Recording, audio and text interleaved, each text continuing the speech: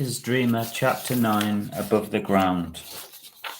He was above the ground, but the blue that he could see was a bright blue sky adorned with wispy clouds. Jack unbuckled his belt and decided to look round. He was pleased that he was travelling first class. Everyone was reading or listening to music, and he knew that he shouldn't disturb them. He decided to relax as a beautiful hostess approached him. He decided on a chocolate milkshake to celebrate. Jack watched the plane rise higher and higher. It was like being in a spaceship, he thought excitedly. Jack didn't know where he was heading, but he was determined to enjoy the ride. Suddenly the plane dipped, and he struggled with his drink, and his stomach lurched. He wasn't worried, and he carried on looking through the window at the beautiful view. It was like being on a magic carpet ride, he thought in awe.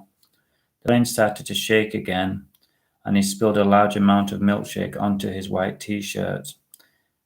But this was the last of his worries. As he looked out of the window, he could see that the engine was on fire. He watched as the flames shot out into the blue, and then the plane went into a tailspin. He forgot all about his milkshake. The passengers were screaming, and plates of food and luggage were flying everywhere.